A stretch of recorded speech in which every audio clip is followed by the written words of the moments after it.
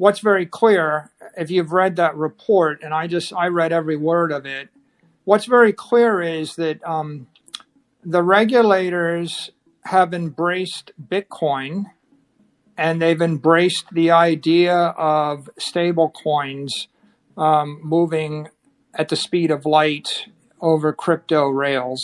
And I think that those are two good things.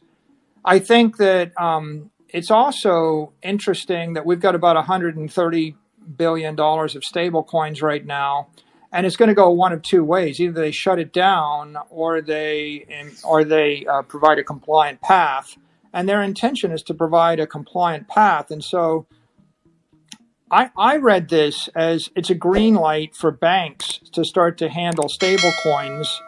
And if you pair the stablecoin report with the words of Helena McWilliams, who's the chair of the FDIC, who said in the same week, she said, "I think that we need to allow banks in this space while appropriately managing and mitigating risk." What I see is a whole host of regulators. I mean, the president's report was driven by the White House with the cooperation of the CFTC, the SEC, Treasury, and they even consulted with, 3 other agencies, and they talked to everybody under the sun. What I read into this is there's a green light or an intention to allow banks to issue stable coins. And there's also an intention to allow banks to hold Bitcoin. And if they actually work out that transparency, there's no reason why stable coins won't grow from 130 billion to a trillion to 10 trillion. And and this would be the US dollar moving as a stable coin everywhere in the world. And there's no reason why we wouldn't see an explosion in adoption of Bitcoin as a reserve asset at the same time, because the only thing that's holding back Bitcoin or stablecoin usage is people say Bitcoin, it might be banned, it's going to zero, and stablecoin, maybe there'll be a rug pull and there'll be a run on the bank, and I can't trust them. And the result is large corporations and large institutions aren't using these for the corporate treasury remittance use case or for just general broad-based payments. So either both things have to go to zero, or Bitcoin's going to $1 million a coin and stable coins are going from 100 billion to a trillion and beyond. It's one or the other. And the big question is, how does the United States regulatory apparatus feel about it? And what I saw in the last 2 weeks is that they feel that Satoshi's innovation is real, Bitcoin is property, and there is a place for stable U.S. dollars. And so what I see is the function of money bifurcating into a medium of exchange, which is going to be the U.S. dollar, and a store of value, which is going to be Bitcoin. And I see 8 billion people on the planet, and 1.5 billion are behind the China curtain, and they're living with CNY, and they may or may not be allowed to move and store Bitcoin. They may be stuck or locked out of that. But the other 6 billion people on the planet, they would love to get their hands on dollars, and they'd love to get their hands on Bitcoin.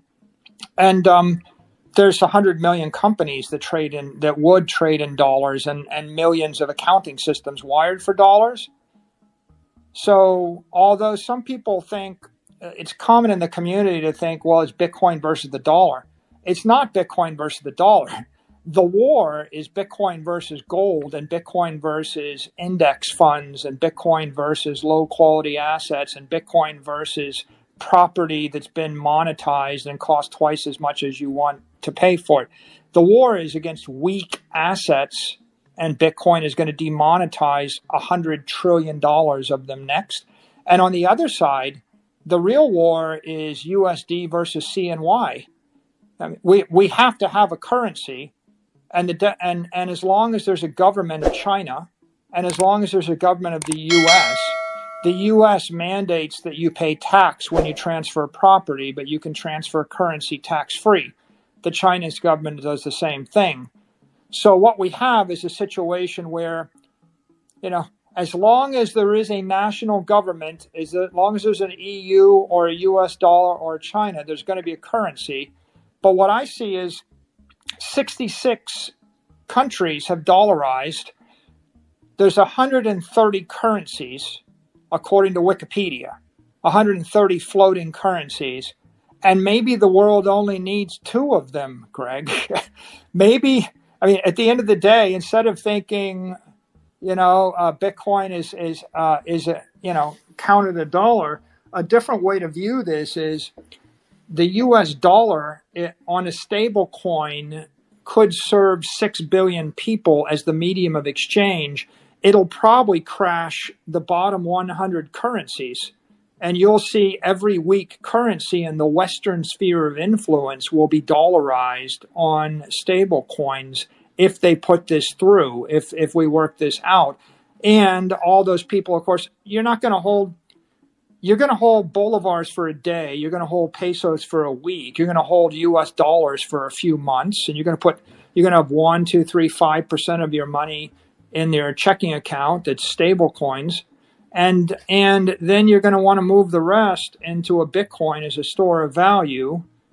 And of course, you've got against that 30 years of institutional inertia where you've got all sorts of institutions and funds that they have to allocate to certain asset classes even 5 years after it's obvious they shouldn't be. The fact that anybody's allocating to gold 10 years after it stopped working is testament to institutional inertia. Watching.